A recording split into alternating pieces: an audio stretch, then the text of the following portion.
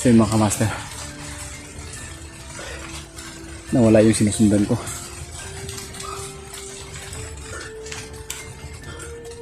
Kasi ano, si misteryosong tao andun, patungo pa dito. Doon kami magkikita.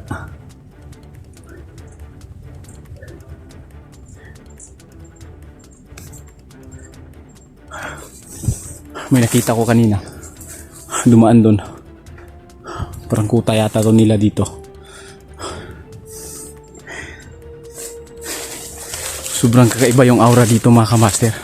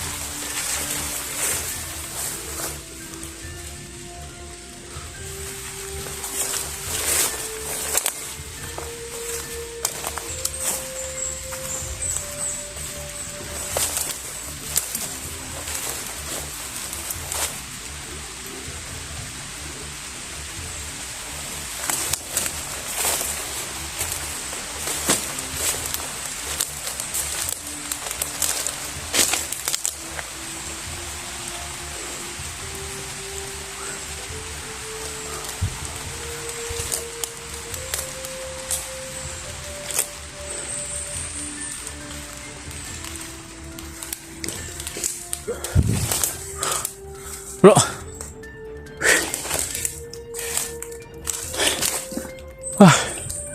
hindi na pa ako pa libot-libot dito ah. Parang nawawala yata tayo. Parang pabalik-balik lang tayo dito sa yun mga kamaster, ibang bundok yung nanuhan namin. Mula nung pumasok kami sa portal, hindi namin kabisado yung lugar.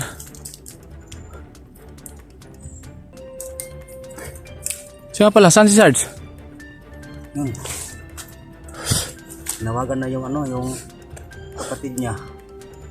At tapos niyan kinausap yung kapatid niya, biglang alam sa akin na bababa daw siya. Bumaba si Sarge? Oo, bumaba siya kasi may emergency daw sa kanila. Tinanong ko, hindi sumagot kung anong problema doon.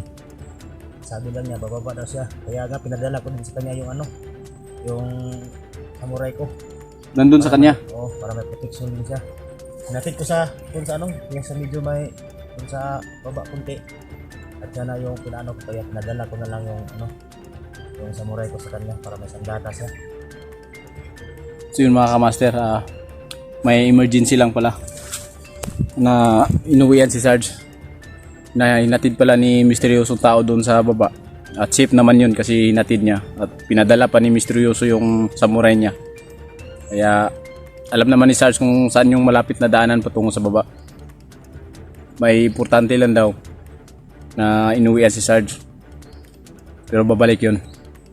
Ang sa atin lang ngayon, parang naligaw yata kami dito. Kanina pa kami paikot-ikot.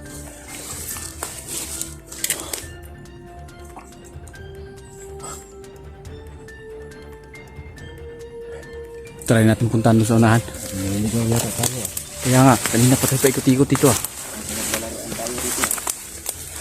Yung mga stairs, mula nung pumasok kami sa portal, hindi ko nakabisado yung nakadalawang bisis na kami papalit-palit ng damit. Ang lalaki ng mga puno dito. Hindi ko na alam yung saktong daanan.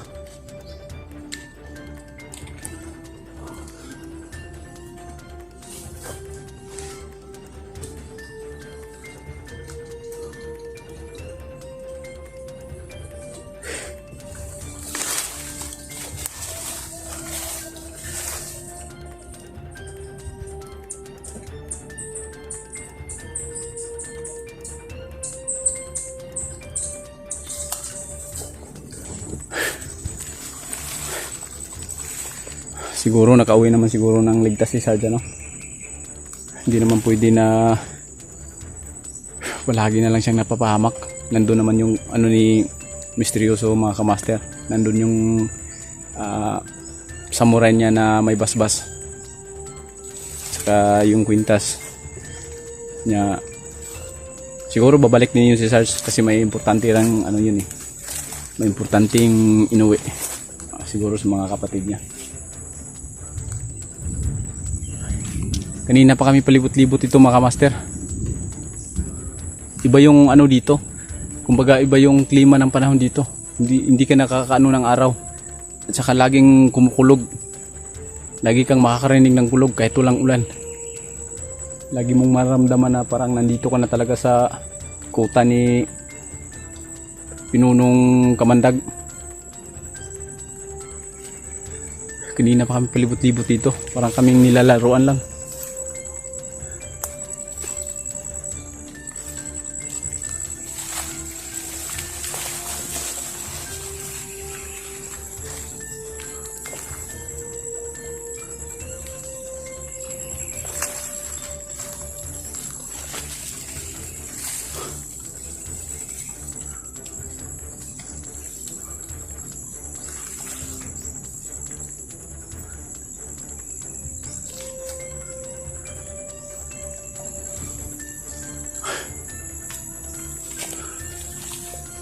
Parang pabalik-balik lang kami dun.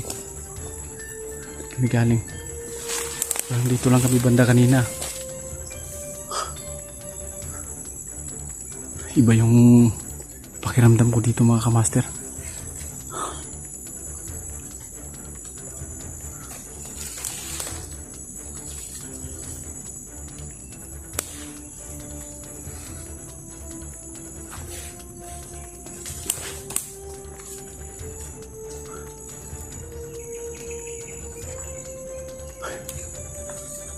lalaki ng mga puno dito.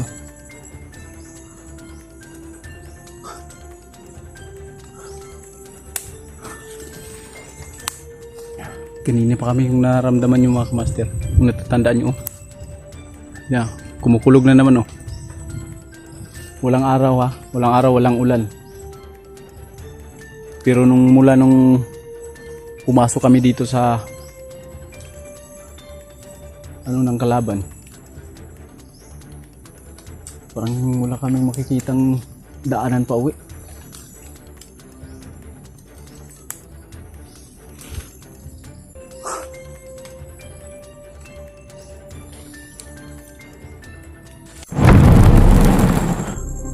Lah! Kamandag! Ayaw ko lubot, Master G. Saan nyo dinala si Tatay Gimo?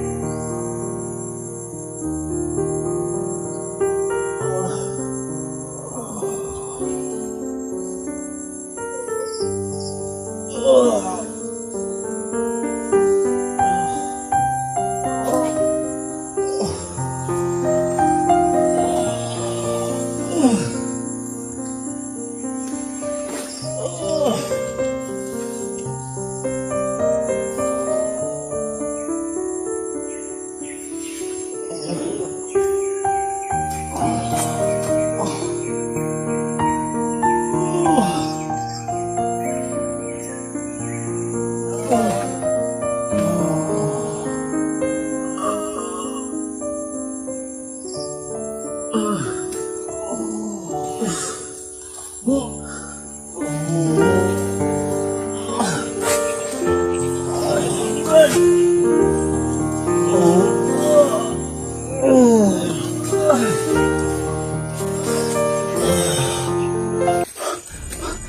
mo na!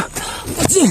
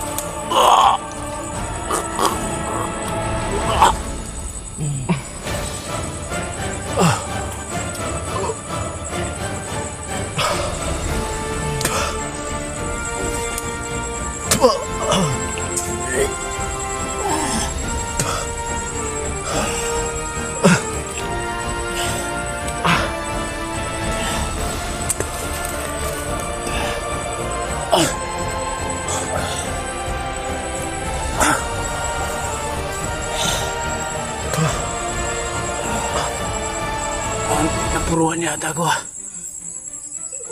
Huwag ilang bro.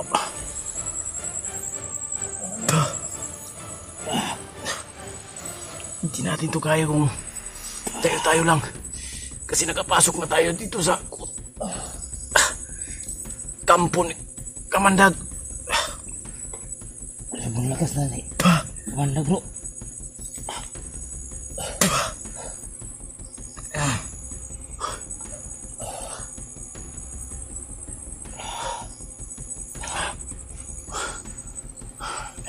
Tatay mo. Kung saan ka man ngayon. Huwag nakatatag ka. Hindi kami sumurinder. Hindi kami susurinder. Hanapin ka namin. Tatay mo.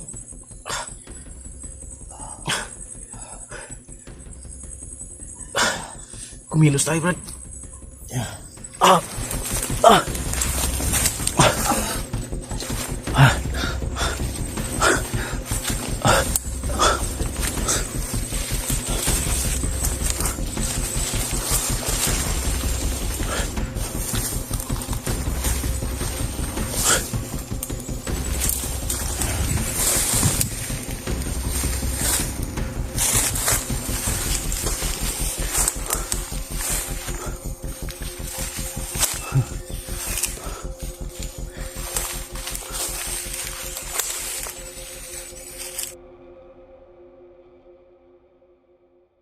Hala! Patay na! Kamandag! Ha? Ay, patay. Ay, nagnola!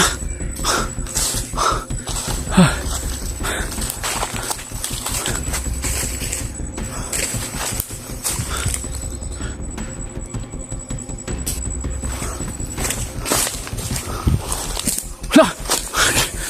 Tangina ka!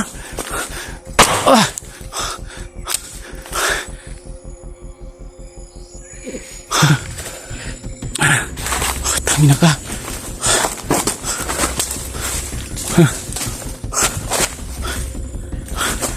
Lah. Wah. Patay di medutlan bay. Lah.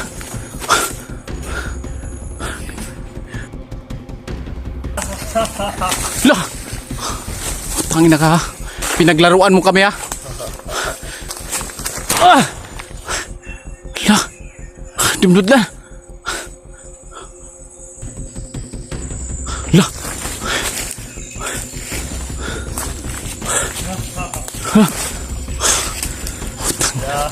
Brad. Pinaglaruan tayo, Brad. Pinaglaruan tayo. Gusto mo nang laro? Ha? Gusto mo nang laro?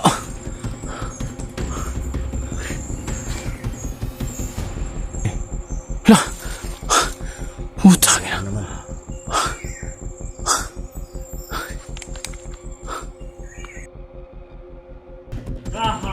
Hala. Tayo na ka. Pinaglaruan talaga tayo ah. Ano bang gusto mo? Draw tayo? Ano? Draw tayo? Hayop ka ha? Ito yung patunay na nandito na tayo sa kuta ni Kamandag.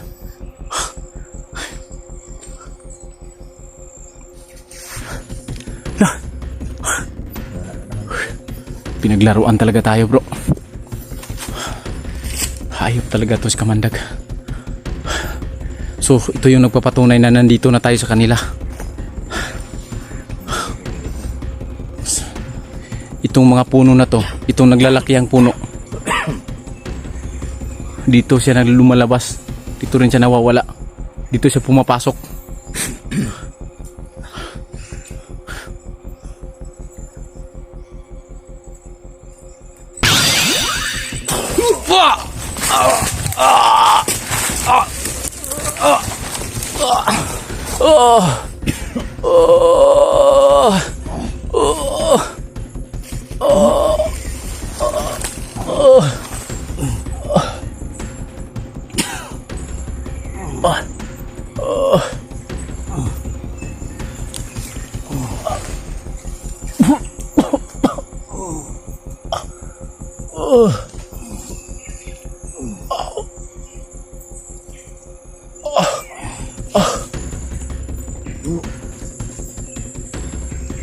Okay ka na bro? Okay lang bro.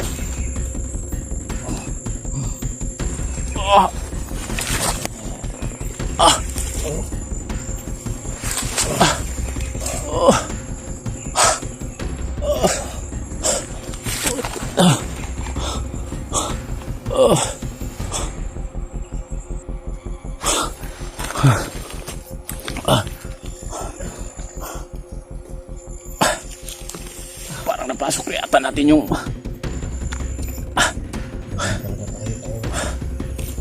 yado tayo dito ah. Dalawa na tayo. Pinaglaruan lang tayo bro.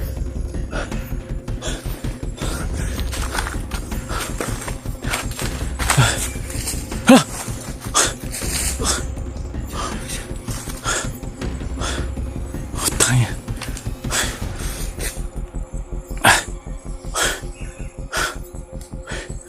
Hop!